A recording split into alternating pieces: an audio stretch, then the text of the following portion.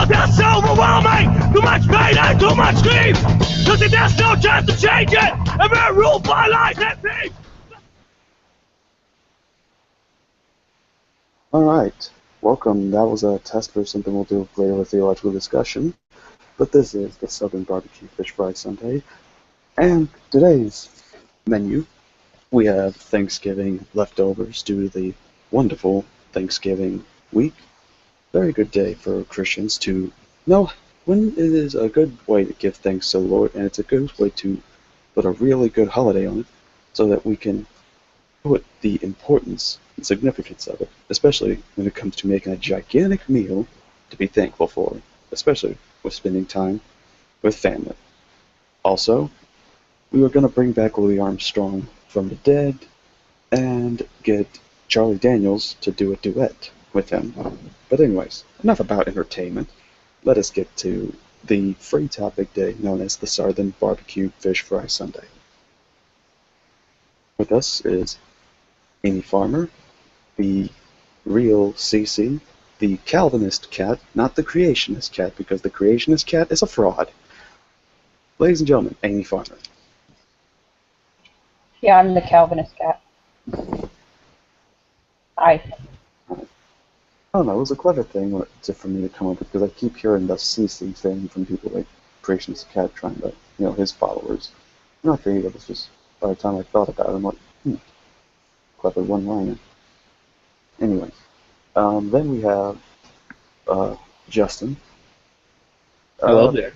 Yeah, I haven't gotten to know him that much, but from what I do know of him, he's a pretty cool guy, very laid back, very relaxed, very chill. Everything he does is worthy of a thug life moment. Like, just need to play some music and boom. Anything he says or does is worthy of thug life right there. Say hi, Justin. I've never been described that way before, but I take it just for this. Nothing beyond theology. Right.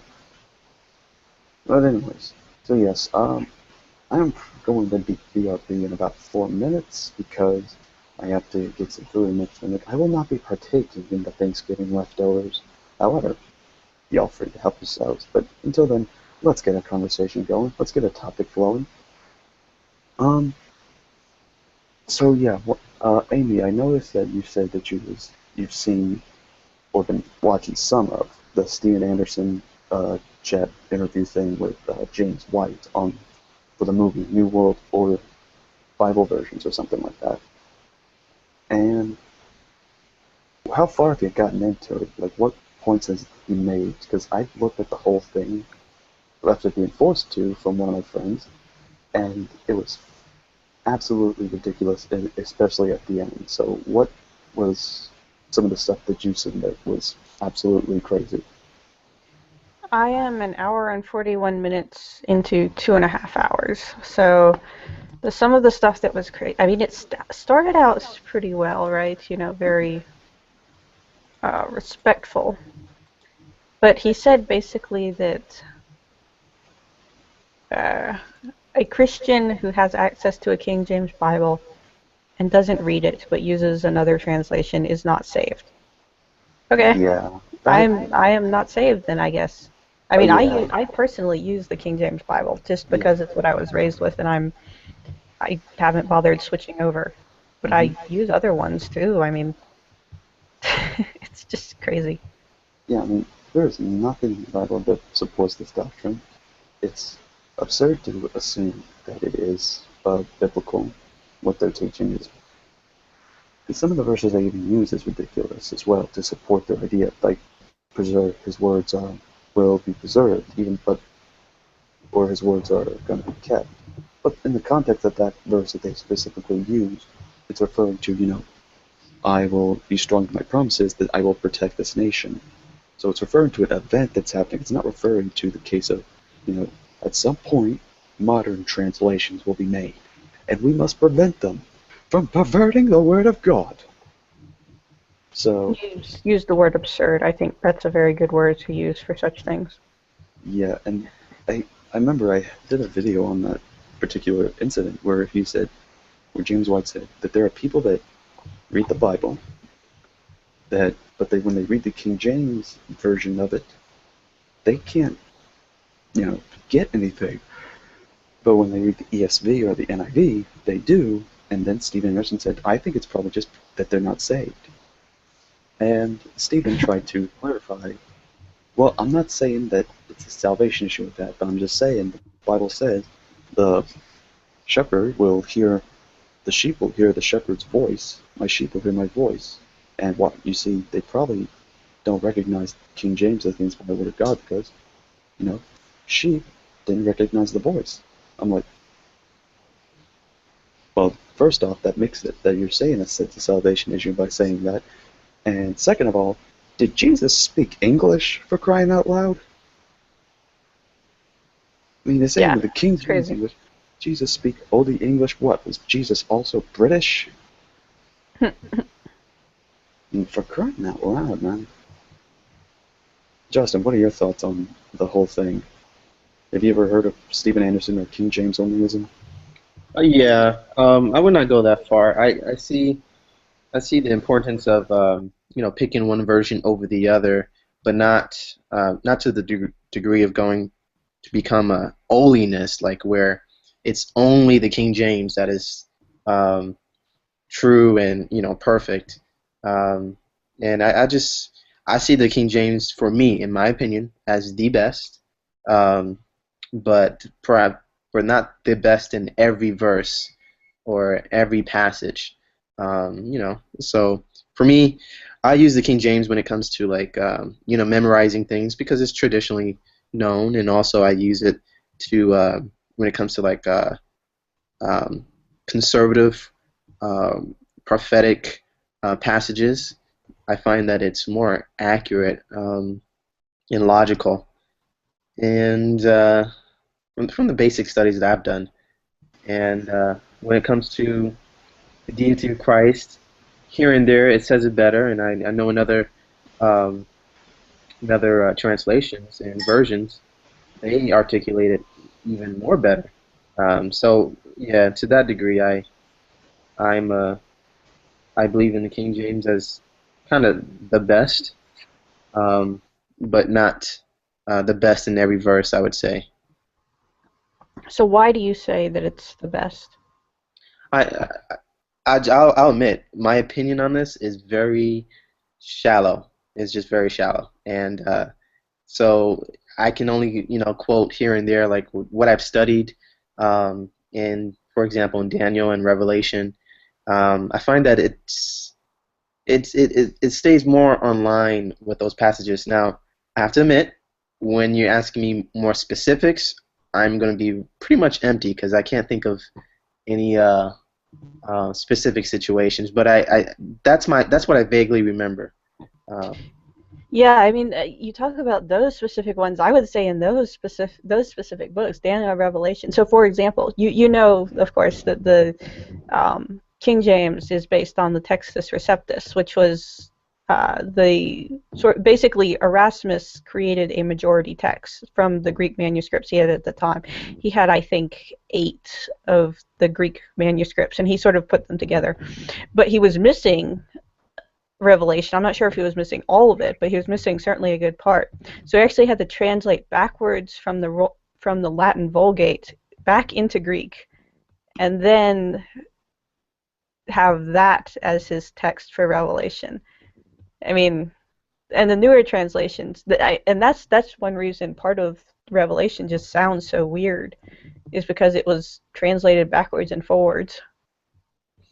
Well, I can be corrected here. I don't hold a strong view, because I haven't researched it very deeply, so I don't want to come across as ignorant or just certainly ignorant. But yeah, I'll take your word for it, but I'll research that a little bit more. Yeah, textual criticism is fascinating. And as I said, I use KJV just because it's what I was raised with, and I haven't bothered to switch. I'm kind of in the process of switching to the NASB slowly, but... Yeah. But, the criticisms that I can give, for, like, the King James is, there's certain passages where the comma is in places that it should not be, um, where it's like, it talks about how, I know in somewhere in Acts in the King James it says that, Paul healed handkerchiefs, and the comma was misplaced, where it's supposed to say, people were healed by the handkerchiefs, rather than, Paul healed the handkerchiefs and stuff and so on, like these little rags that they had. But I because there's grammatical errors that did not quite change the theology, but just changed the syntax here and there. Um, and I accept those grammatical errors, as just the human part of the Bible, not the divine fault. Yeah. Well, I mean, I assume you'd hold to something like saying it's inerrant in the autographs, right? Yeah, well, yeah, inerrant in thought. I guess theology more so. What do you mean? Well, for example, they can a prophet. Let's say a prophet was writing uh, on the board, something that he was inspired by God from with. He was to write something and write, thus saith the Lord, Jesus is coming. Be ready. It's acceptable that the prophet, he misplaced the comma or he misspells, Jesus or whatever, but the idea is still true. So the idea can be true, and you can actually ascertain or even see through, the grammatical errors in that, and say, well, this came from God, but not necessarily the grammatical errors. You know what I'm saying? I think I understand. I think I would disagree just slightly and say that in the original autographs, as they were written by the prophets and apostles, there were not errors. And so a comma misplaced, if it had a different meaning, that would have been the meaning which God intended to communicate. Yeah, and I think that's where I would that's where I have a strong opinion on. I can speak on that because I have a philosophy behind that. Um, because yeah, we know, for example, that God uses people who are not flawless. He spoke through people, even though they did not use the best language or the best expression, but yet the idea came across. So, for example, where um, Elijah, he said, how long halt ye between two opinions? If the Lord be God, serve him. If Baal be God, serve him. Now, we read that, and it says what it says, and we get the idea. Just how long are you going to be indecisive? However, in the original, in the Hebrew, it says, how long do you dance between two sticks? Now, that idea, that phraseology or the figurative Hebraic expression doesn't make sense to us. It doesn't translate to us because it's not a common thing to be, jumping between two sticks. Some people may say, how long are Okay, you going to be? okay. I think you misunderstand my disagreement. I'm not saying that our translations of them are perfect. And I agree that these are idioms in the original languages that we don't have in our language today, and so we translate it to something similar, right? So for example, patient in the Hebrew is long-nosed, right? We don't talk about God being long-nosed. We just say he's patient, right? Yes. Because that was the idiom. And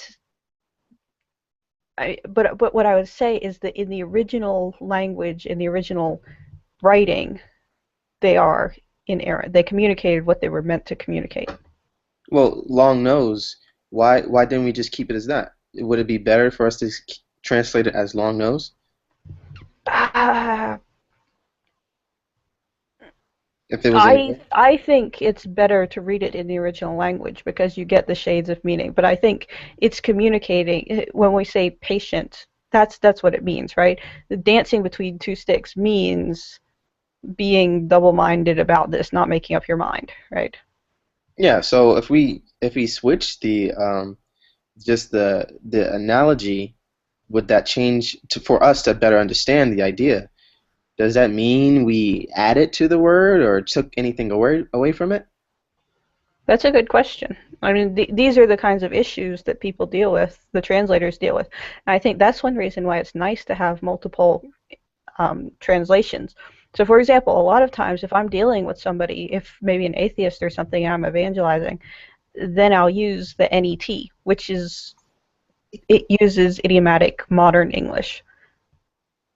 And it's sort of more of a dynamic equivalence rather than strict equivalence. True, but when it More like the NIV or something, just because it helps to explain the idioms better. yeah, and I get that. I think we agree on that area. But when it comes to the inerrant, I guess, autographs of it, because it's inerrant, so to speak, why do we need to change it? Is it theologically correct to change it from how it was written, literally, such as, Do you know what I mean when I say autograph? Also, I'm echoing. not exactly. Are you saying how it's written, like literally, like from the pen? Okay, when I say the autograph, I mean the original writing, the copy that Paul had, or the copy that the scribe had. From off his pen, right? Yeah. So like the way he wrote his words. The very first copy. Yeah, Right? the So very for first example, copy. I would agree that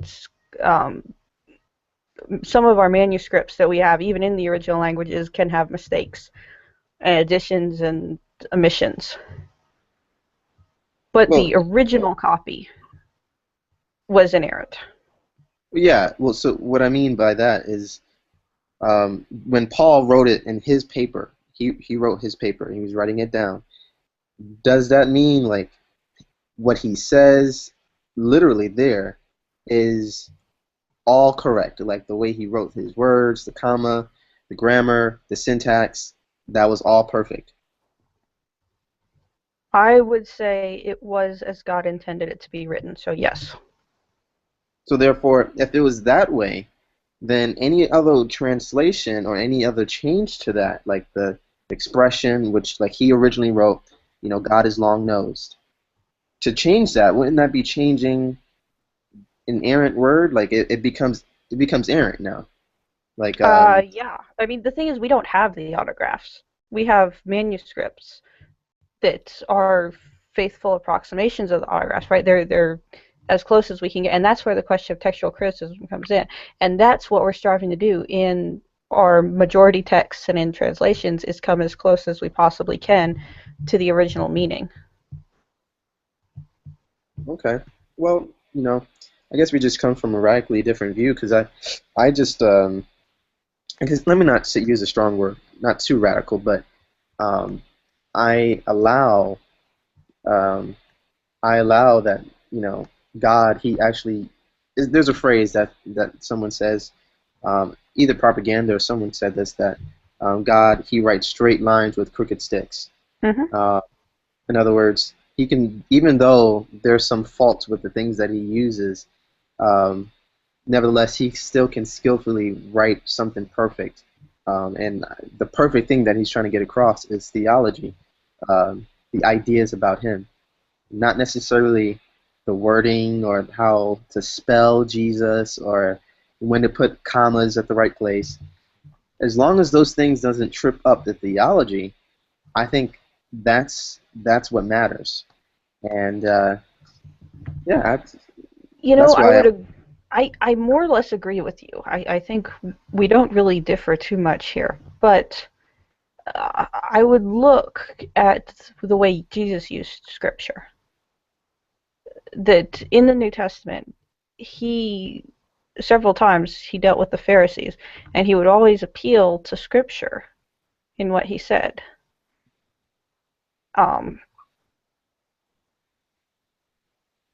True. And there's one example that I'm thinking of where he was talking about Moses, right? It says that God is the God. He was the God of Abraham, right? And he uses this to make a very specific theological point, right? God is not the God of the dead, but of the living. And this is based on a very, very specific, right? I mean, this isn't just broad strokes of meaning. This is a very specific grammatical point in the Old Testament, in the history, in the Jewish language. True. And he uses this appeal to the Hebrew to this very specific point. So I think these are important. And yes, you can get the message of the gospel in any translation you want. Right? Even some of these really goofy translations. You're still going to be able to find the message of the gospel. But I would say they are, at best, approximations. And that's why I think it's really important to learn the original languages. Oh, Yeah. The reason why I kind of think this is an important topic because, to a degree, is because there's people called holy namers, where they reverence the language, the original language in which God spoke, or they presume God spoke, which would be Hebrew, and they would say, well, no, when you say Jesus, you gotta say Yeshua, or you gotta say Yahweh. yeah. Or Jehovah. And then or Jehovah. Because they think that there's some holiness in the original language or the expression that God used the time that he was talking to these certain people. But see, I don't find that limitation for God because since he speaks all languages from ants to dogs, cats and dogs, humans, everything, as long as the idea comes across, that's what matters. So, for example, if God was to speak to me in English, and I tell you this is what God said, and you say, well, no, God would not say that because in the original, in the Hebrew, he would say this and this and this and that. So that cannot be God. Well, yeah, that's not what I'm saying. And forgive me if I miscommunicated, and that's what came across. I'm not saying that. I totally believe that. I mean, so for example, a lot of times when I'm speaking to somebody, I will take biblical concepts and I will phrase them in my own language. And I mean, I think I'm communicating truth, right? It's the idea that gets across, the communication. Hi, Amy. I wanted to say something to Justin really quick. That's one way we know Islam is wrong because it says God only speaks Arabic. What's up with that? Yeah, exactly. That's my. Okay, yeah, that was your point. Yeah.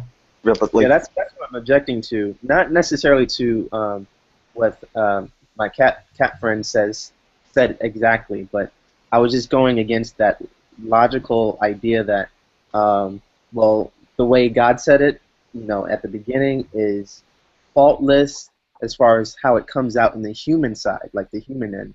Because really, there is no language that can contain all of God's ideas. There's none. Like, not one can speak perfectly. No, yeah, it's nobody, no thing that we can perceive in our material world can know what God knows. Ooh. Because all of that is the sum knowledge. Well, no, what God knows. Oh my gosh! Wow.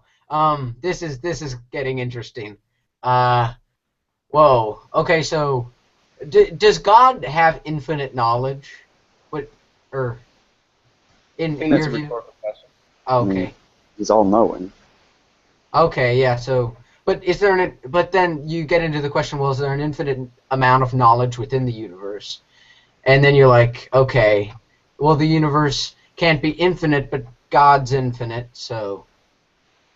Well, because God dwells in the universe, therefore the universe knows. No, but God's also outside the universe. I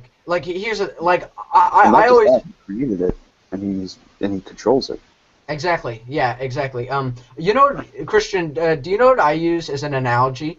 I say, imagine that you were in a rocket ship, and your rocket ship had infinite fuel, even though that's not possible. Just imagine that was the case. Now, you could fire that rocket away from Earth, and you could go away from Earth infinitely in one direction, but you'd never, ever leave the sphere of influence of God. Correct. No matter how far you went. Right. True. Yeah. Keep going. And some of me atheists friends, I almost see that they they have kind of this. Have you ever noticed that they get kind of like when you mention the name Jesus or God in general, or you start talking about theological concepts, you start to kind of see that nervous tick. Like has anybody ever observed that by any chance? Yeah, there's been people like Exactly. some people say that it doesn't mean anything to them, and then some people think, well, you mentioned Jesus, but he never existed. Like Cult of Dusty is one of the Jesus mythicists Oh yeah. people. Let's see. What else was I gonna say? Oh yeah. Okay, Cult of Dusty. Let's see. I'm trying to think. Wait. Oh my gosh, I forgot what I was gonna say. It was Yeah. Anyway, though, so I've never understood that mentality of I'm gonna try to try to suppress my knowledge of God. Like, I mean, if it's all you have and you'll never escape it, why not embrace it? Why not love your Creator? Mm-hmm. Something I've never been able to understand about like atheists, and like the idea of like being able, so the idea of okay, he doesn't exist, but I hate him, Mm-hmm. Yeah. Right. I mean, some people will say that no, God doesn't exist, but what they say they hate, like for example, Christopher Hitchens explains this because of course Hannity will say, "I see you're angry at God." And all that stuff. And he's like, "I'm not angry with God. I'm angry with the concept of him." And Okay. that's the thing. They're saying, okay, it's the concept. So what is it that's wrong with the concept? It's how he conducts himself in the Bible, how it is said that he's conducted himself, and how he supposedly still conducts himself today. And when this logic is being used, then we have to consider how is it defined for Hitchens in the sense of morality, and mostly Exactly. Yes. Wait. If you mind me adding. Okay. So you have God, right?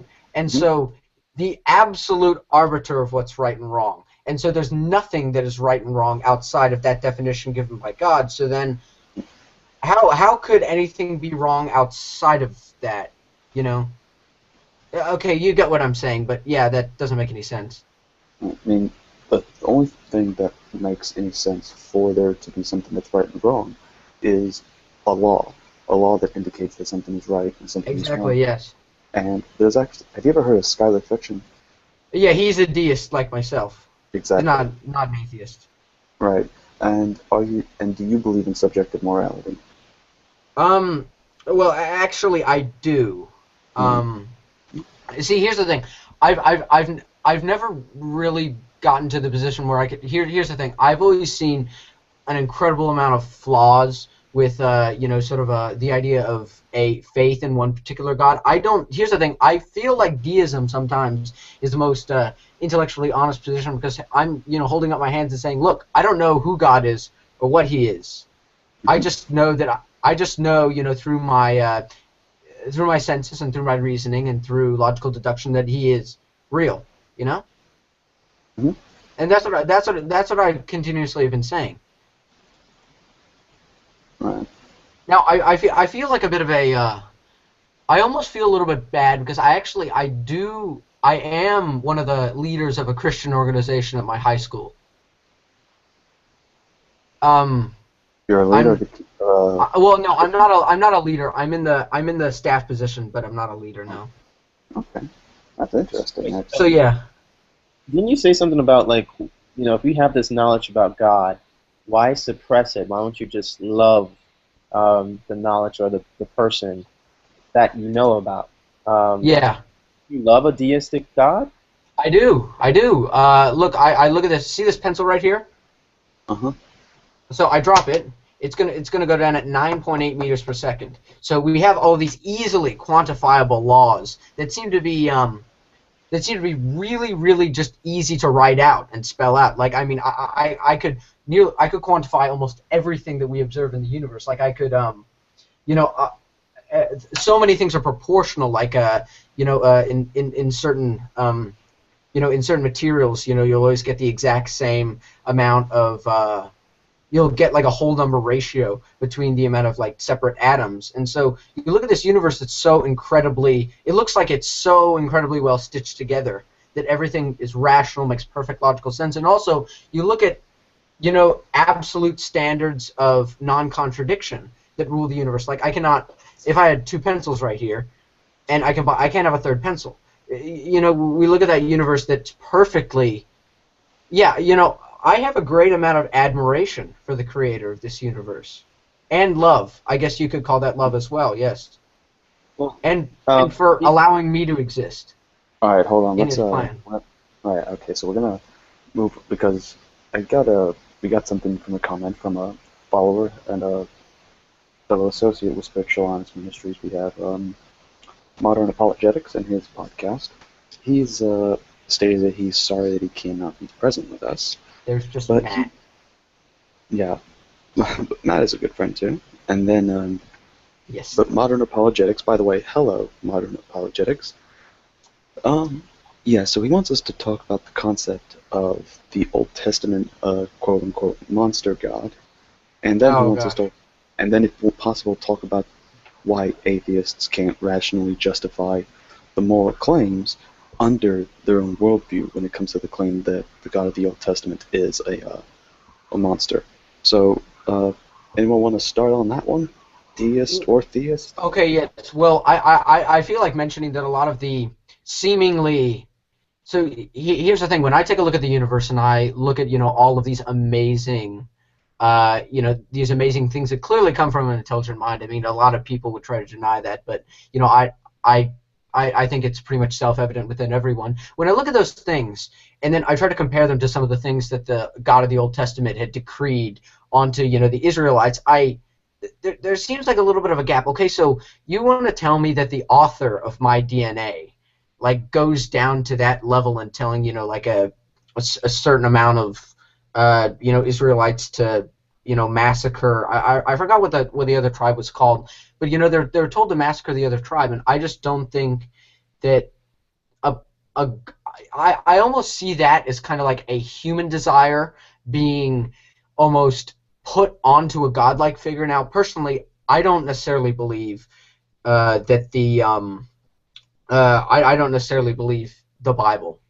and I know that the majority of Christians here on this hangout probably would definitely disagree with me. But hey, I'm open to becoming a Christian. I have nothing against Christians.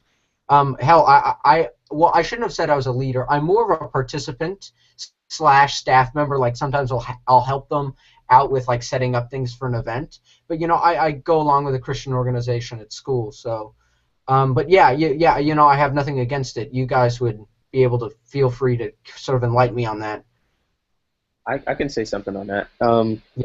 Well, yeah, if you consider all the hard decisions that we have to make as men, in times of wars, drastic decisions and so on, we can't like close our eyes to when we literally had to do something hard, such as like executing people, or Yeah, literally no, I know having what to you mean. go to war with them. And when we end up having those justifiable reasons, I think it'll be, I think it'll be too convenient or cherry picking to say, okay, these reasons are good reasons to execute a person or to go to war against the nation. But for God, no, he would not have those reasons. He cannot have a reason to do those things. Okay, yeah. So Wait, was there a what context to the whole like Israelites v some other tribe? I can't remember what the other tribe was called. But what was the Canaanite? context? Yeah, the Mennonites. What was the context behind that? I might have been missing something. Well, If there's anybody knows. several tribes that God told the Israelites to exterminate. Um, like, okay, if I can, Canaanites, yeah, Canaanites as well. yeah, well, Amorites. Canaanite. But there was other tribes within Canaan that was very, he was specific about. But there's a text in Amalekites, yeah. there's a text in I believe in Genesis, either is 22 or 12, where God is talking to Abraham, and he's telling him a prophecy that his people is gonna multiply, and then they're gonna go in Egypt and be there for 400 years, and they will not return because of the Amalekites. Their cup of iniquity was not full yet. So there was like 400 years of time where God he was like waiting for them to actually come back, because once they come back, they're gonna have to be kicked out. And he was Yeah. letting them know that the reason why he's not going to bring them back now is, or like within 100 years, is Yeah. because their iniquity, the evil that they were doing, was not full. So when you consider, okay, what is full? What kind of level will you actually tolerate? We have to think about all the things that we see that we consider extremely evil that we cannot tolerate as a nation, as a people, as individuals. So, for example, let's say you had a whole nation like that guy who kidnapped those three girls, and raped and molested them for 10 years. Oh yeah. Oh God. Now imagine you had a whole nation with that mindset, that thought, and then you also had other people who, just like ISIS, just Okay. drag Yeah. people across the street, till they die, till their limbs fall off, look for wicked ways to learn how to, cannibalize people. You end up coming to a level of tolerance where you say, okay, I cannot tolerate this no more, and it's going to be what it has to be. Okay. Yeah. Okay. Yeah. I get what you're saying. They're just so evil in the end that they're like God just couldn't tolerate that going on anymore, and so he's like, okay, get rid of them. Can't stand them. Yeah, without going to all the details of things that they do and they did, and also what's considered is, for example, the story of Jonah, where he considered their knowledge, how much they knew.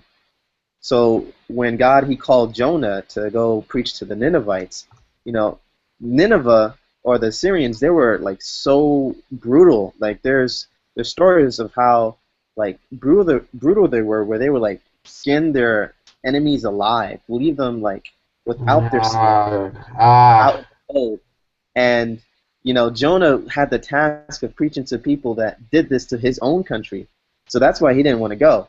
But he went, and then he preached, and somehow they felt so guilty they repented, and he decided not to destroy them. However, what's so crazy is that at the very end, God said, when Jonah was angry, like, man, why didn't you destroy them? I'm so mad, blah blah blah. He said, how could I do this when there's so many people who don't know their left hand from their right hand, and there's many cattle? Like, he considered their ignorance. So there's levels of defiance that's considered, when God is making choices to exterminate a nation or country. Okay. That's how I would perceive it, and assume. Okay. Well, thank you for giving a good answer. And I guess I dropped in kind of quickly. I was eventually going to finish out some homework I was doing, but I just want to say hello to everybody and have a good day. Bye, guys. And God bless. Bye. God bless. Shalom. All right, and we have Veckel taking over on the place. What's up, Vec? Oh, Hey, did you say taking over? yep, take it over. It is Veckel, and he's taking over. Did you give me mods or something? Or are you just being funny? Well, I did now since you just Oh! Okay. Hello, everybody. How's it going? Yeah, I'm gonna just give you a mod just because you said it. Alright, It's a curse and a blessing at the same time. exactly. Too much responsibility, too much power. It's like Superman all over again. But anyways, well, since you're here, Vec, there's actually one thing I wanted to discuss with you on this. So sort of getting away from the theology thing, but still staying on Christianity. I'm pretty sure there's some people that are fans of anime on here, or that are watching the program. So yeah, Beckley, you watched anime, of course, right? Or you still watch it? Yeah, I still do. Yeah. Have you ever seen Full Metal Alchemist or anything with a voice actor by the name of Vic Mignogna? I've only seen the very first season of Full Metal Alchemist, whatever. Yeah. I don't remember any of the voice actors' names. Alright, what about what about Dragon Ball Z? Broly. Which one? Broly. No, wait, say that again? Broly, Dragon Ball Z, Broly. Yeah, I don't know any of the voice actors for those. Mm. Well, the guy that played Broly was basically Vic Mignogna. Um, and he was, of course, Edward Elric in Full Metal Alchemist. But anyways, I found out. That would explain why some of them sound the same in some of these cartoons. hmm But I found something interesting out about the voice actor too. Apparently, his faith is very it plays a strong role with him within uh, how he conducts himself. Even though sometimes he's an actor, he's got to act in character. But whenever I see these things of him at conventions, at panels and whatnot, he a lot of people ask about his faith because he's made several Christian albums and he's made a Christmas album that's popular. Um, he's made he and every time that he's at a panel, that people will always ask about his faith, and he gets into details. He'll preach a bit sometimes, but sometimes he'll just say how being a voice actor and yet a Christian in that industry, what's it like for him? So Oh wow. yeah, Can you give me like some information about this person? Yeah, because yeah, I'd like to look him up. yeah. I'll send a wiki thing, but found something interesting too. Have you ever heard of Irwakabi Free Swim? No, can you type that on the side chat? I didn't understand what you said. Yeah, I'm just I'll do that, but first I'm gonna get the picture Okay. because this is the ridiculous story I've ever heard too. And this is probably okay. I'll just type in the first two letters or words because that's normally how it's called. But it's about a swim club, and let me get the picture.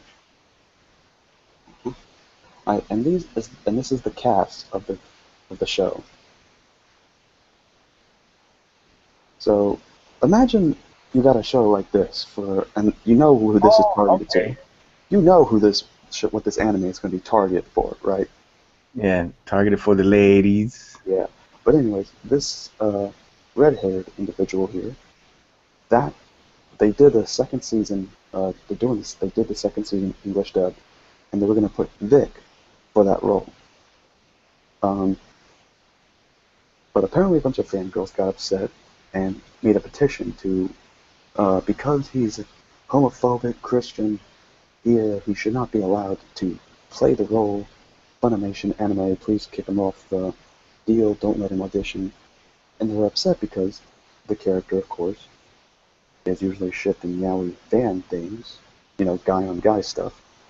And the one thing Vic does, if you give him yaoi fan art to sign, he feels very uncomfortable signing it and will ask, could you at least could you give me something else to sign? He'll say, if that's your thing, that's fine. It's not my thing, and I don't want that forced on me. So at least he's considerate, kind about it. With Wait, so he actually does that at when he's signing autographs? yeah, he'll say if you give him, like, for example, Edward and Roy Mustang in a yaoi thing, he'll be uncomfortable about it, and he'll ask if you can give him something else to sign. But he doesn't want to sign that. Oh, okay. So, Did he do the voice for all seasons of Full Metal Alchemist? as far as I'm concerned, let me check. Let me find out. But as I was saying, That? yeah, the whole thing with the petition failed because he got the part. He got the part of that character. But it shows that there are some people that will, because they've heard Christianity get misrepresented, um, they make a lot of rumors about him. And when you get to know him, he's a pretty nice guy. He's not homophobic because uh, the person he works with the most in anime is J. Michael Tatum, and that guy is very open about his orientation. But yeah, it's just I don't know. What are your thoughts on that? Because you've seen anime, do you think that it would be controversial for Vic to be a confessing Christian in that deal? Yeah, anime. Yeah, he's gonna because of the material in a lot of anime. uh, including Full Metal Alchemist. I mean, if one of the reasons why I stopped watching the second season is because of the strong demonic innuendos I saw in the entire cartoon. Not to make a spoiler here, but one of the girls, there's a little girl there who had the ability. I think she was a good guy, but when she had to use her powers, she had to summon up. When she summoned up her powers, you saw like a pentagram of her, a pentagram beneath her feet. Right, but Edward's got the same thing, right? Yeah, and I started picking up on stuff like that, and I just like, man, I really want to watch the rest of the series because the first series was really good, but then I just got really uncomfortable after seeing so much of that. I don't know what the heck is along with this cartoon, so I don't know. I'm a little bit superstitious to some degree, so yeah, I did look up. Vic was in the first season that you've seen. Okay. Yeah. Just wondering, what's the significance of is it the pentagram? Yeah. From what they said, Panic the anime itself tried to explain that that's the transmutation circle thing. Like, in order to get the magic of alchemy working, you have to get the transmutation deal right. But there are some people that are uncomfortable with it just because it's, similar to the pentagram thing. And I don't. If someone's uncomfortable with it, they have the right to not watch that kind of stuff, But, there's also going to be other reasons for what the deal is behind the symbolism that's represented. And actually, there's a video that I'm going to link you to one day, Beckel, that he's doing a panel, an entire thing on Christianity and anime. And he was asked, is anime from the devil? And he says it like this. All right, let me just say it like this. And you can tell your pastor and your mommy this too. Anime is about as much from the devil as movies, TV shows, comic books, music, literature, and cooking is from the devil.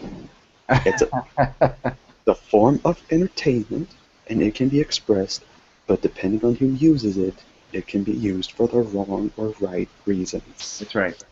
Just like the internet, Exactly. Internet itself is not evil. It's just right. Some people use it to preach the ministry of Jesus Christ. Some people use it for porn. Right.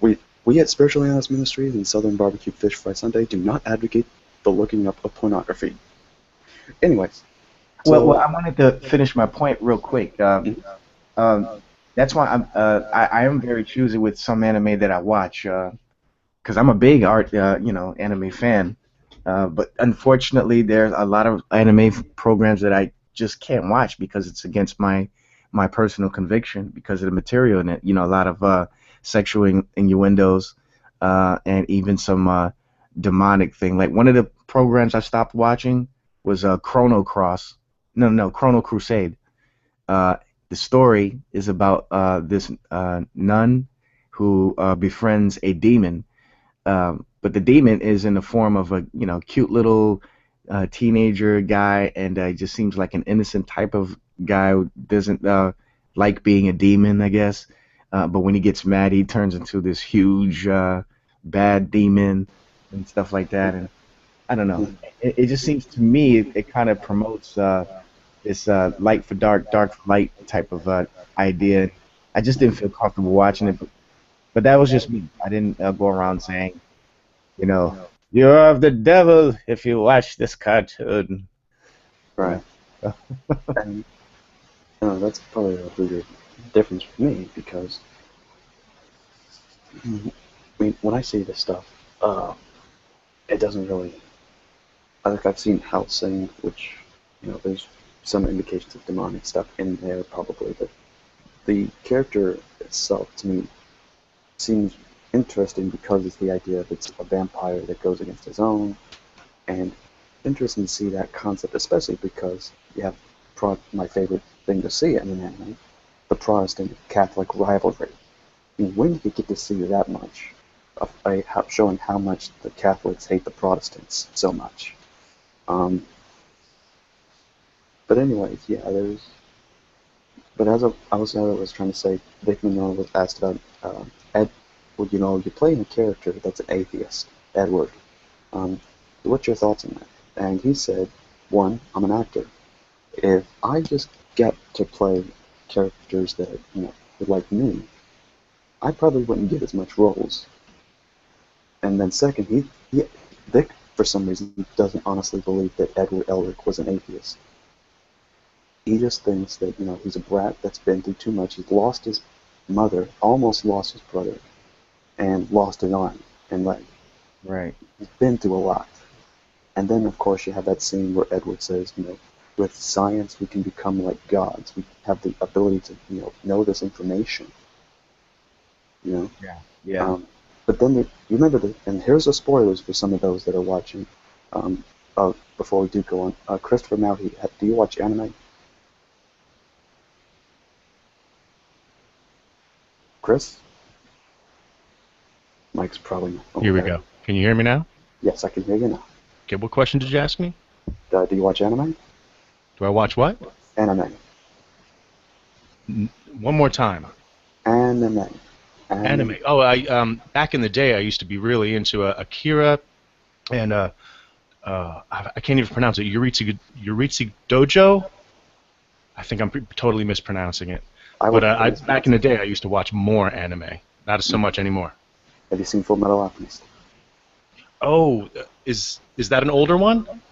I think that was like 2004 or something.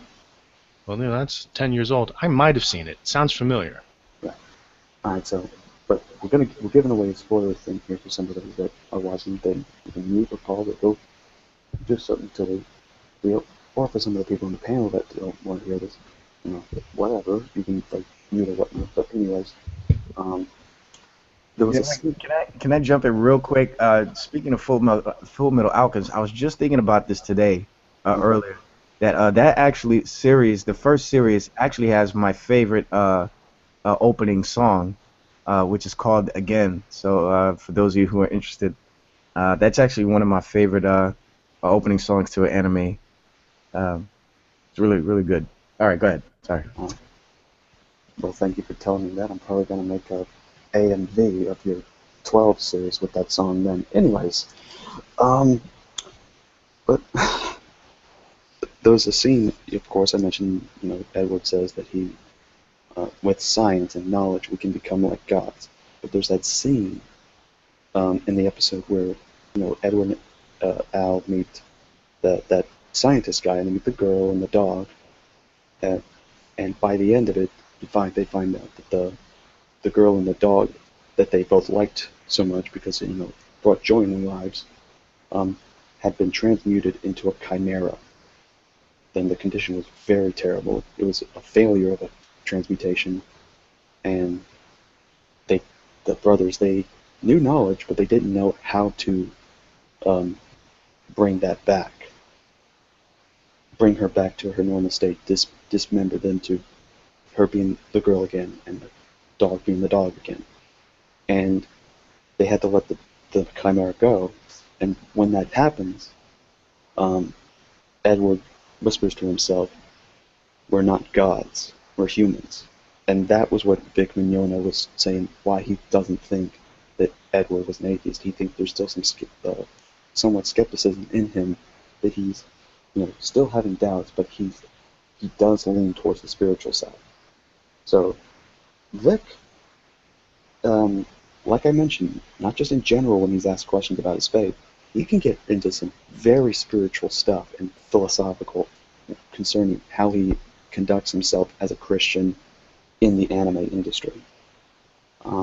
Is there anyone else here besides me and Vic that's like nerds for this stuff?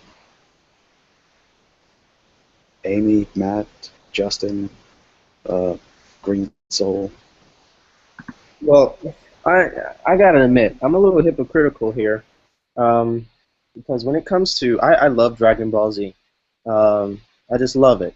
But at the same time, I find it impossible, close to impossible, to assume that Satan does not have his hand on that show, or any show for that matter, considering that he is the god of this world.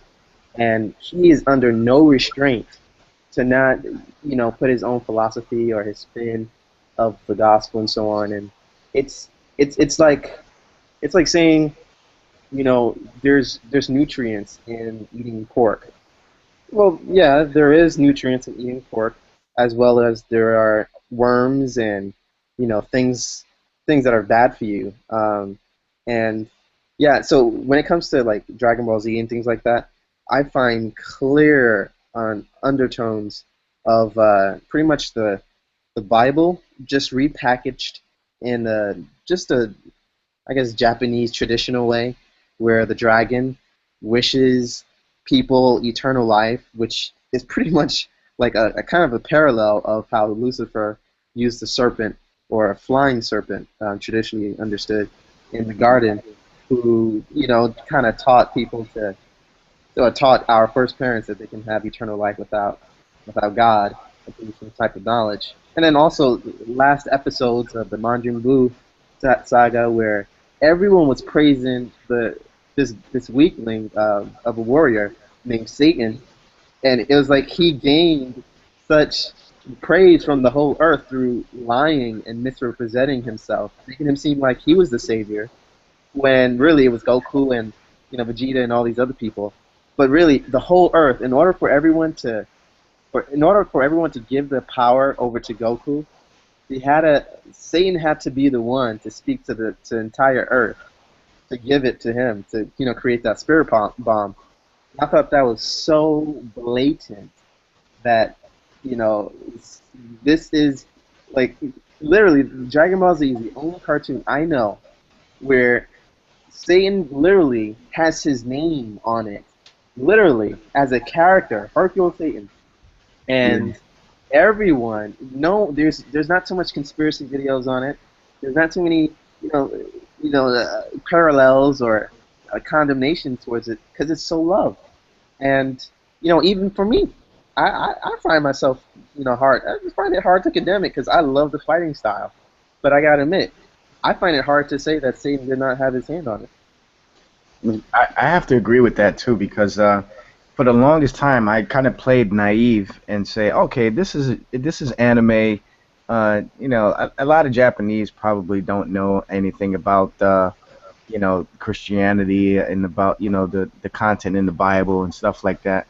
But because I see it so much now in cartoons, especially again, because I agree with you 100% with that character, Mr. Satan, in Dragon Ball Z. I was very uncomfortable with that.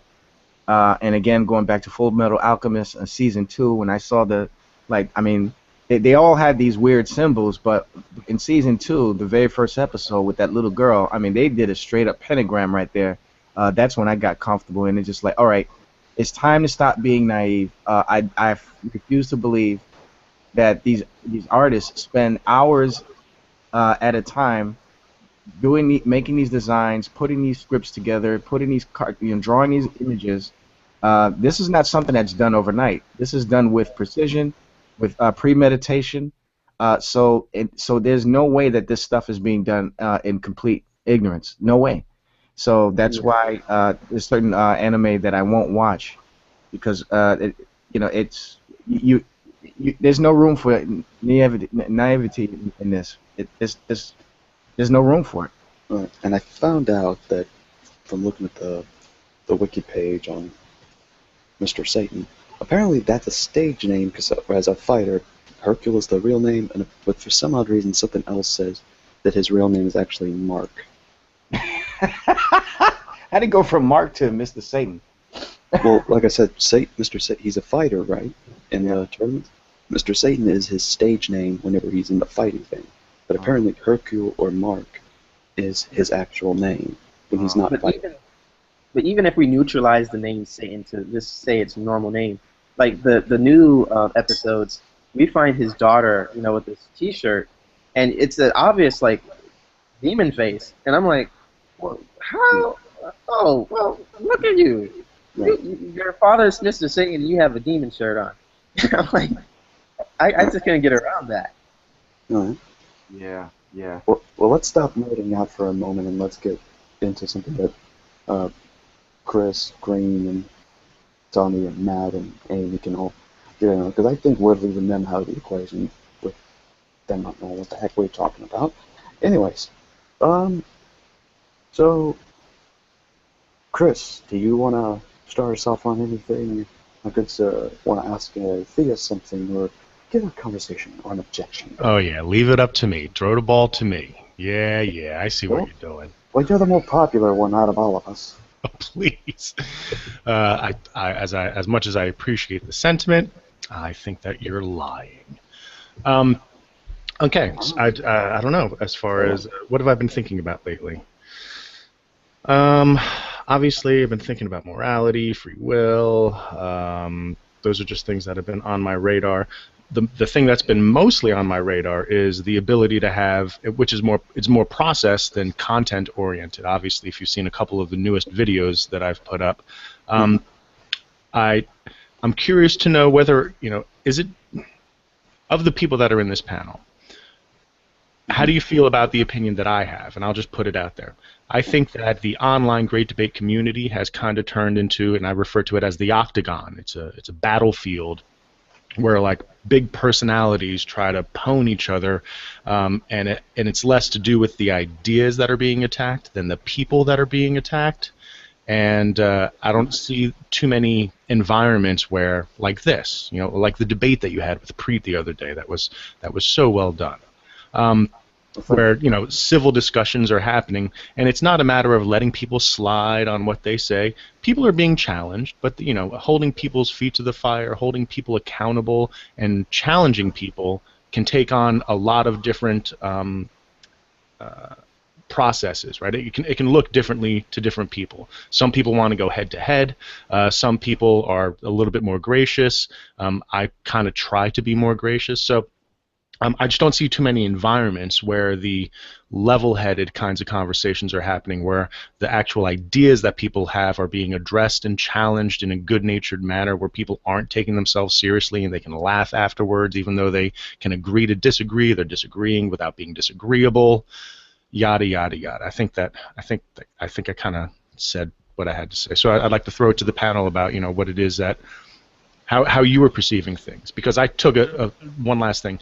I took a bit of a break, and then I came back just to see how things are, and if things had changed, and I think they have changed for the worse. They're even more argumentative. They're even more combative. They're even more ad hominem. They're even more attacking of personality instead of ideas. So, it's just an observation. I see where you're getting at, because I've, as a person that's done several debates, I've seeing where the thing happens, and especially in the community, when I hear about stuff like this, it tends to be a personality challenge. For example, every time I see Pillbox in a room, before he even speaks, he says, "Hey guys, what's up, ladies and gentlemen?"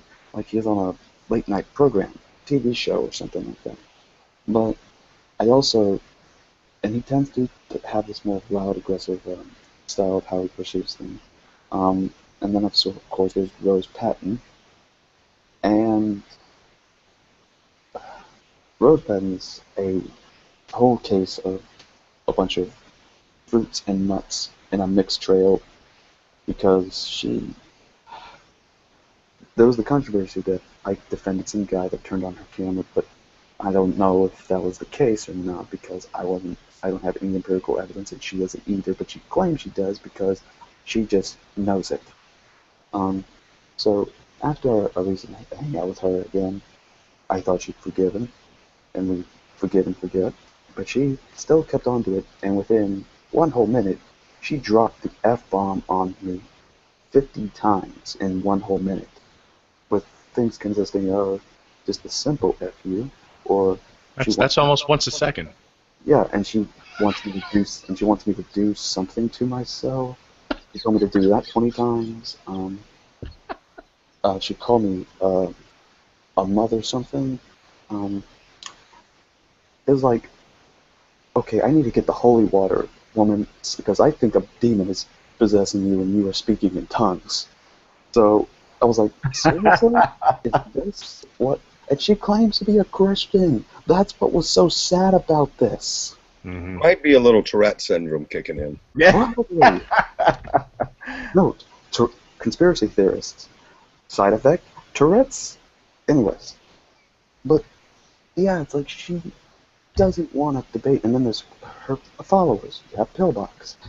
I was in a debate with him. He kept treating the whole thing like a show and a comedy routine. Because at the end, before the Q&A started, he's like, "Yeah, there was never a debate. I won the moment I spoke." So he was full of himself.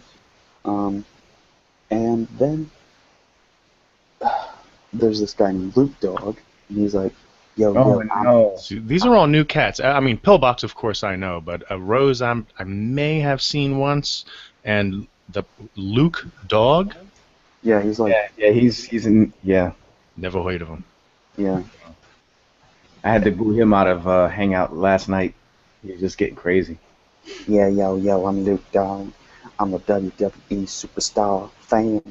Yo, if you hate John Cena, then John Cena, he gonna mess you up, man. I'm holding a cigarette in my hand. There's John Cena. Dun, dun, dun, dun. Yeah, to respond, if I can, Chris, I have to agree with you. I was ended up getting sucked up with my back and forth with Skylar Fiction, because his material is definitely very personal in nature.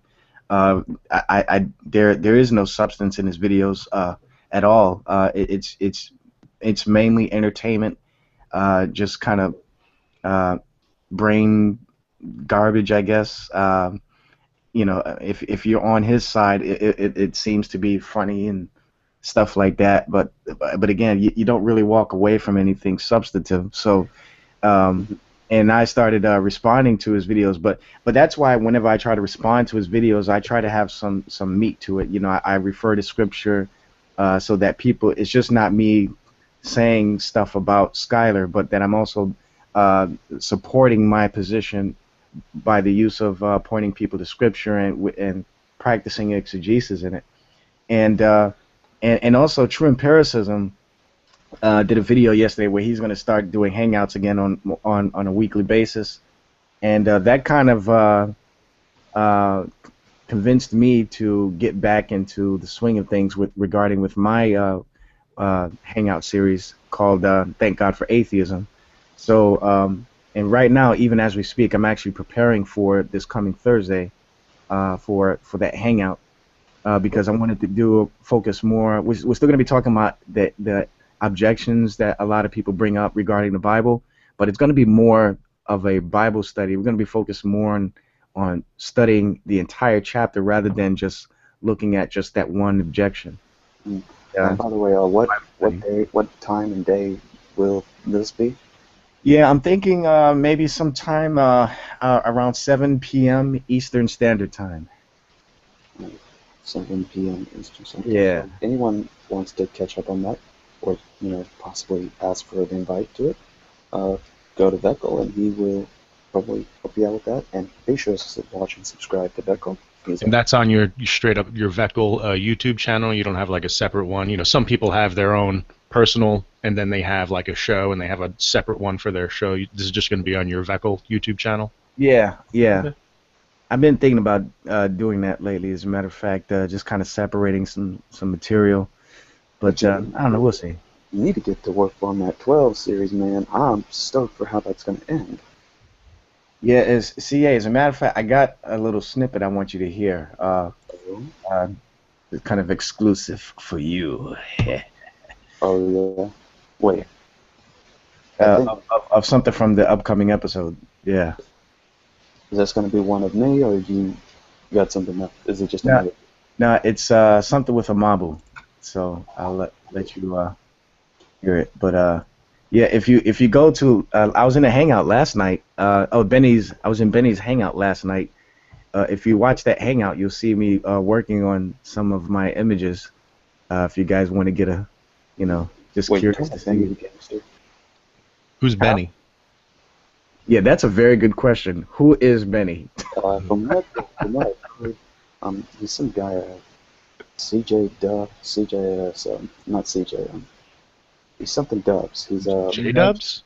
J-Dubs, yeah. That's the rumor. The rumor is that it's J-Dubs acting as Benny. But Benny, he never speaks in the hangout. He always has this avatar of a yellow ball. Benny the Gangster? Yeah, him, Benny the Gangster, right? Gotcha. Yeah, and they say, and from what I hear, it's like everyone knows that that's what it is, and he knows that the people that they're saying this stuff, he knows that they know about it, and but of course he's good at playing because it's easy to play the troll. I've done it once. All you gotta do is just keep the routine up, and it can be fun if you keep the deal up. And he's done a good job making different roles. He's made Benny the Gangster, Benny something, and then Benny from Europe. He's got several of these accounts. He's trolled me several times for no absolute reason.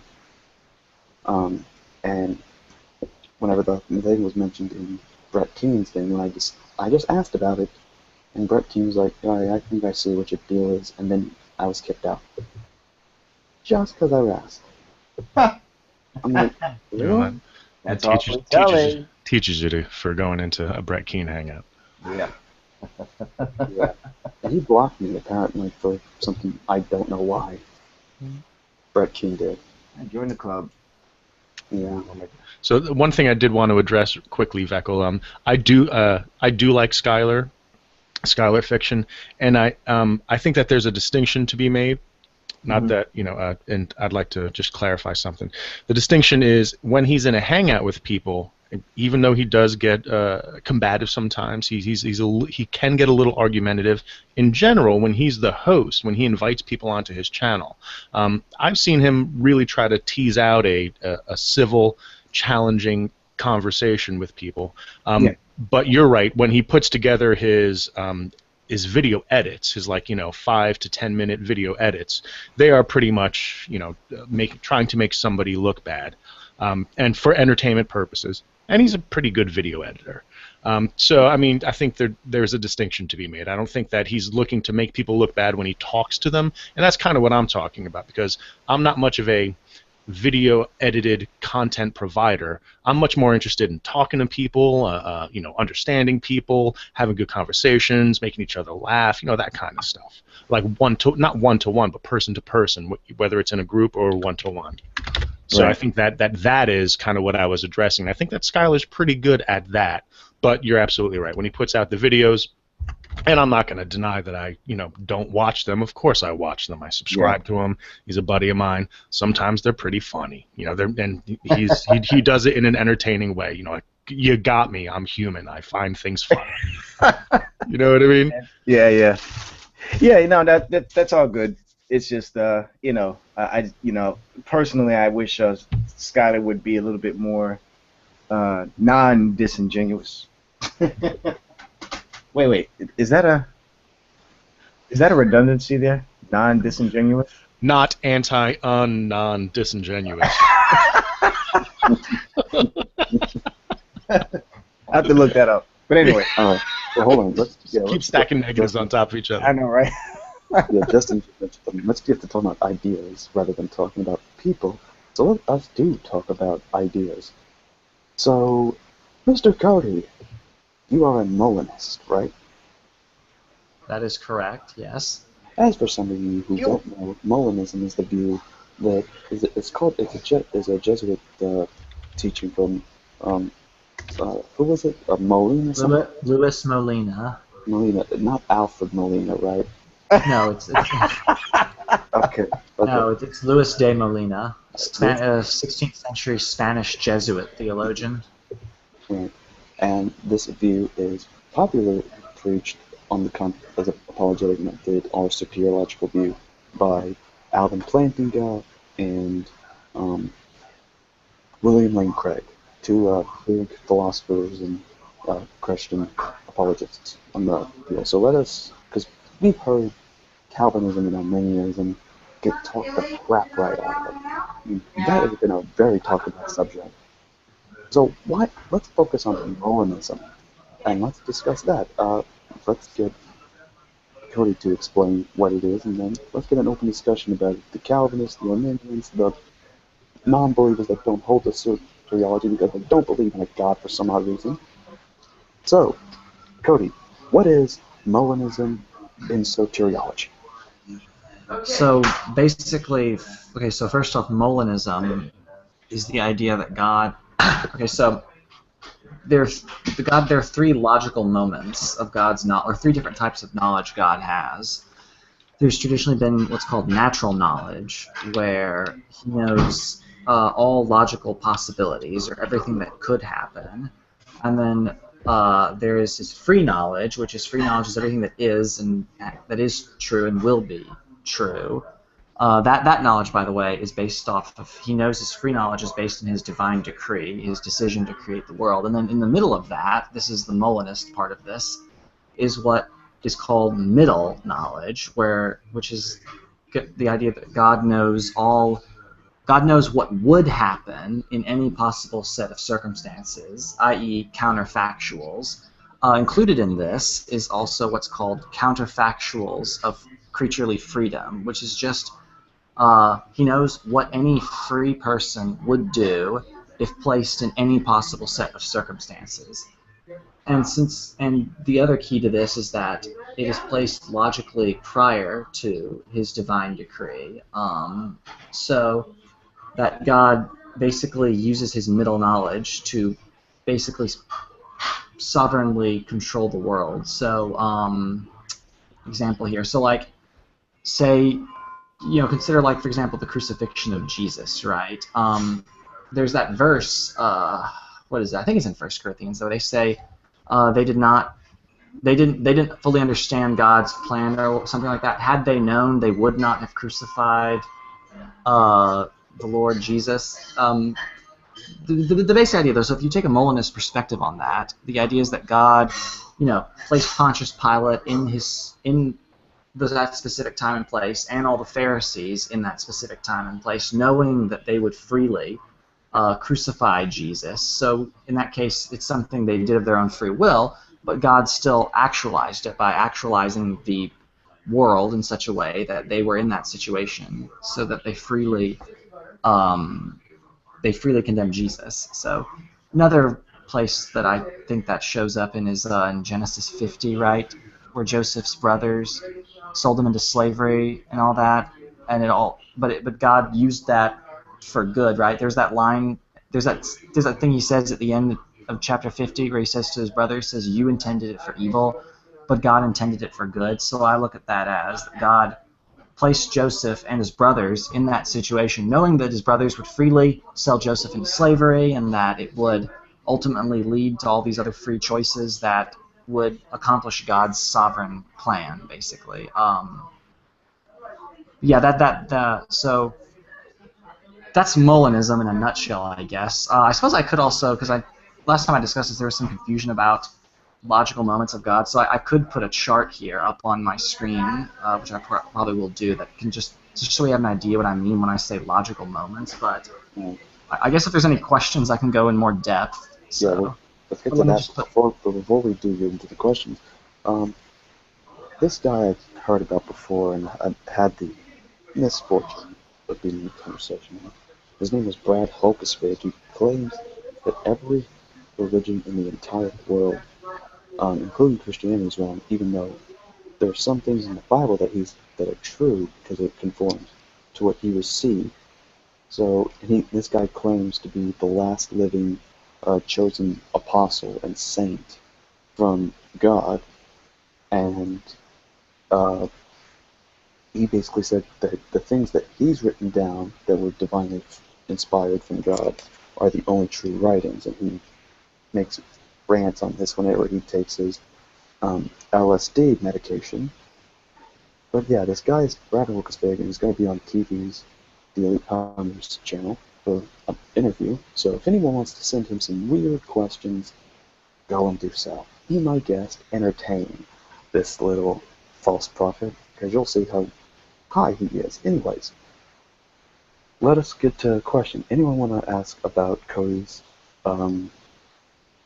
belief on Molinism, or if you want to just, let him go on with his chart?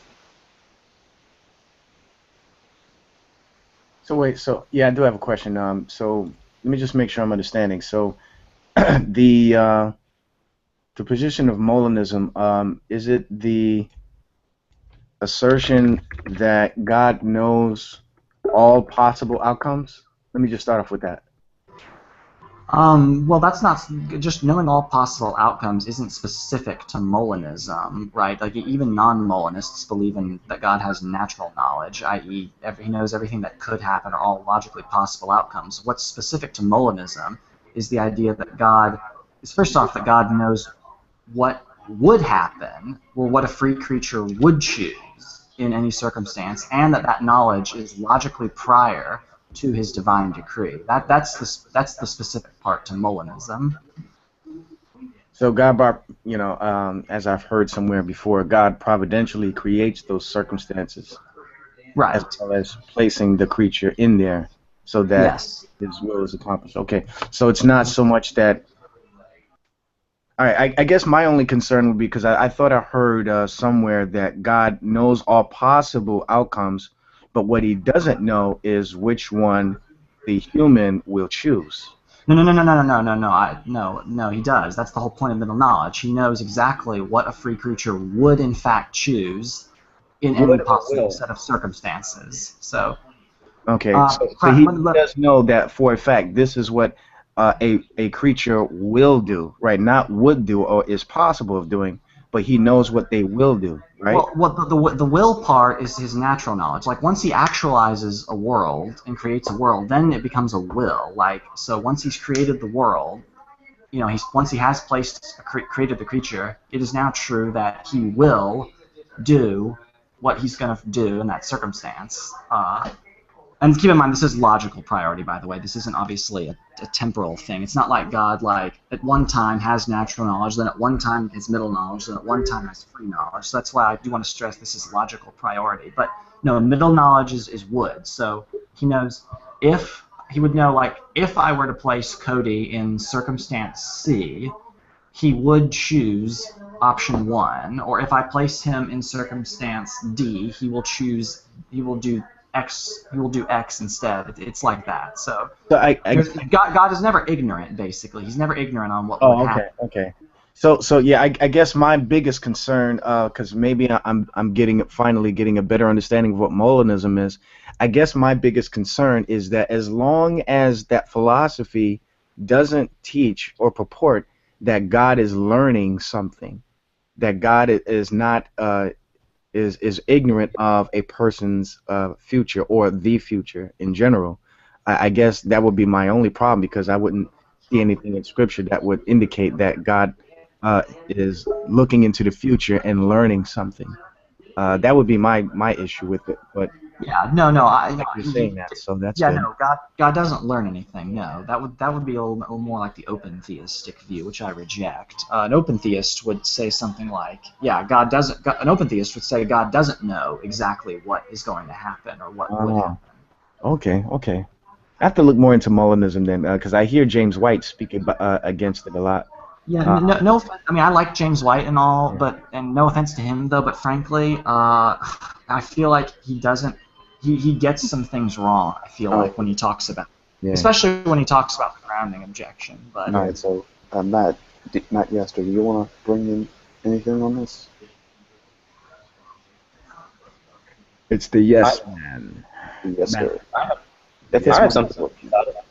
Oh, okay. No, he doesn't feel like debating. So, Justin, you had something? Yeah, regarding Molinism, even though I believe in free will, total free will, there's something about at least the definition that was presented by Cody that I feel that is illogically incorrect to me, which would just lead back to Calvinism anyway. Because what it seems like is no matter what God does, he creates this algorithm where it's like if he steps here, the entire universe is going to be pushed this way, and he knows what's going to happen anyway. So he's still creating the event. So no one literally has free will. They're just doing what caused them to actually do what they thought was free. So that's just a giant algorithm to me. Well, how's that an algorithm? Well, isn't that a calculation? Well, no, I mean in the sense that God just knows what a person would freely choose. Like, he doesn't actually cause the person to make the free choice. I mean, that would be more of a Calvinistic perspective on it, though. Rather, all God actualizes is the circumstances that the free creature is in, but it's up to the free creature to decide what choice he or she will make. God just knows what they would do in that circumstance, but it's ultimately up. But it's up to the free creature what choice will happen. Though there's no causal determinism going on. I see. I can understand, trying to avoid that perspective. Just what I see is, okay, if God says, for this turtle can walk either left or right. I know what he will do or what he could do are two different things. I know that from a human standpoint, a turtle could either go left or right. That's it. And out of the options, let's say I know this turtle, he's a left-handed person, and so on. So I know he will freely choose to go on the left side. However, there's still a possibility that he can actually go right. That's what would make him free, and Yes. that's what creates open theism, is the idea that there's a possibility that a free creature can actually choose something other than what God said he would do. Well, here's the thing here, and I find open theists get stuck on this a little bit here, is this sort of fatalistic type of argument going on here, okay? The key distinction here is that will is not the same as must.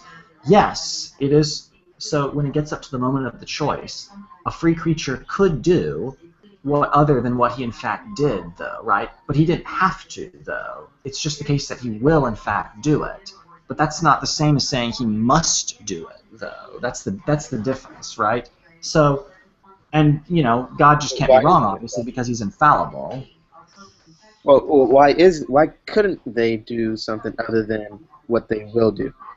No. I said they could do something other than what they will do. I just said they could, but they just wouldn't. They just won't do it, though. Not that they can't. That's the key difference here. There's a difference between saying someone won't do something versus they can't do something.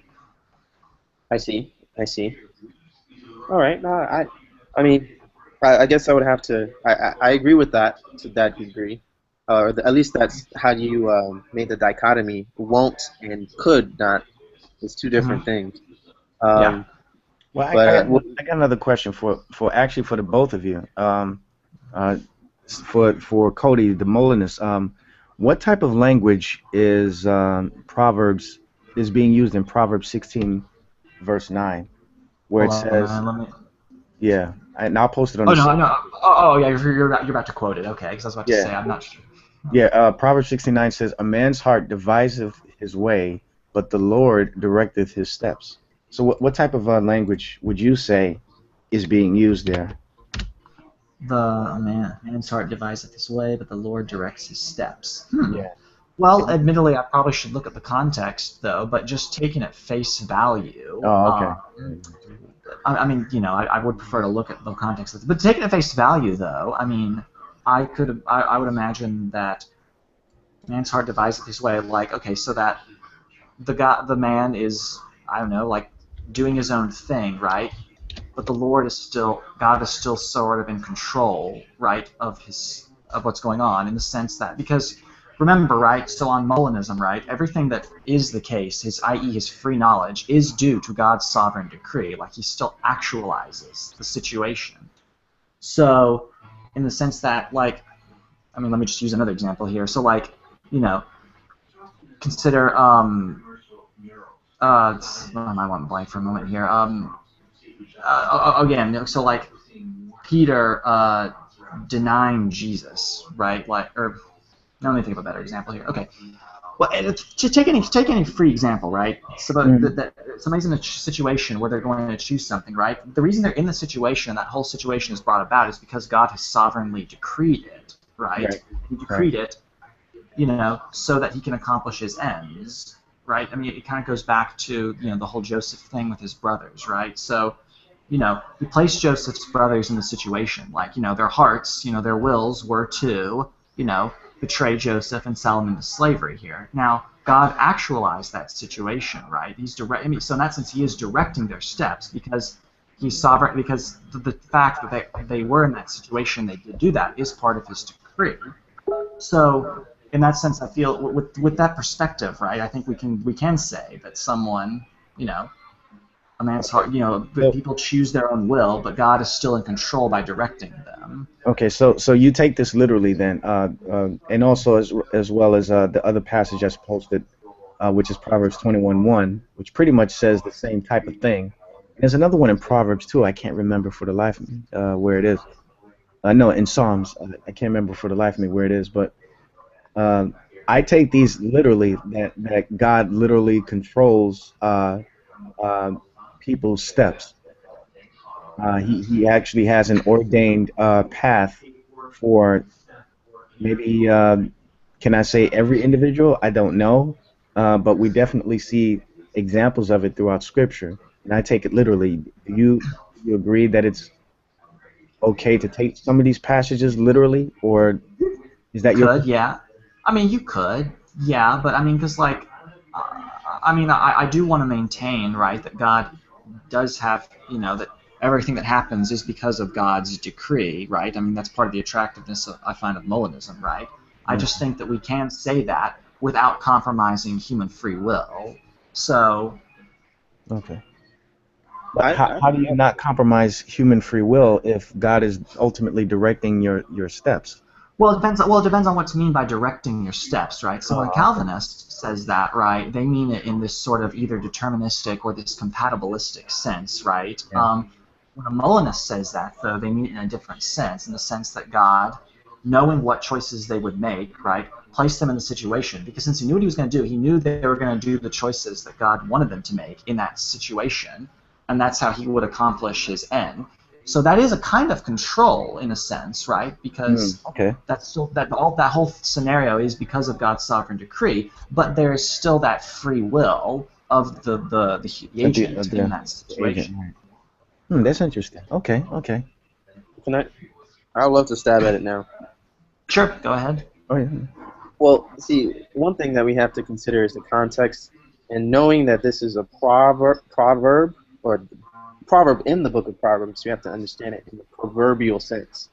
And what I mean by that is Proverbs writes pithy statements that are true in general, or are true when it applies to what is actually factual about it. So, for example, it says, "A man's heart devises his way, but the Lord directs his steps."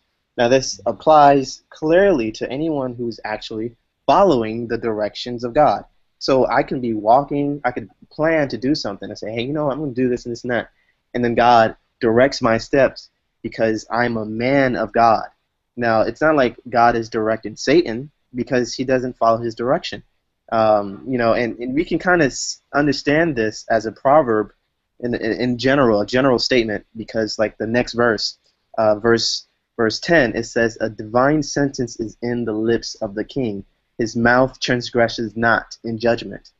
So if we were to say, okay, well, this is absolutely true all the time, then there has not been one king in history that has been fallible. Like all kings in history would have to be infallible, be popes, and we know that's to not be true. So here in this context, he is speaking in a general sense, like at least personally for Solomon, when he was walking in the ways of God, this was a literal truth. He was speaking from experience of when it's actually true. So I would say the same thing about verse 9, that, yeah, God does direct men's steps, like in general, not like absolutely where people are not following God. You know what I'm saying? But you're saying in the following, so the verse 9 here is a person who's following his steps in a willful fashion. They're doing it out of their free will. Not necessarily. Well, not necessarily. A Like you're person saying that doing God sets the path, and if the person chooses to go that path, then we can say that God is directing that person's path. Is that what you're saying? Not necessarily. What I'm saying is when a person is doing, presumably Christian or anyone who's just unknowingly doing something, like I can plan to go to college, right? And I can plan and plan and plan, but you know what? I end up not going to college, becoming a preacher, and blah, blah, blah. You know, that's a general statement. I planned to go to college, But you know what? Increments, second by second, day by day, I started feeling convictions to actually go elsewhere, and that's what happened. So the statement would be applied to me. Alright, But I wouldn't say that for Satan, that God directed Satan's steps to murder and lie. alright, we're gonna be. Okay. I gotta go to bed soon, so we're gonna be going off air. But if anyone wants to come in, we're still gonna be having the hangout. We're still gonna be having chat. Y'all discuss what y'all want. It's a quick topic day, so go crazy. But Thanksgiving's over, so it's Christmas time. So get out the cranberry Sprite, and then get out the eggnog, because we're gonna be opening Christmas presents soon.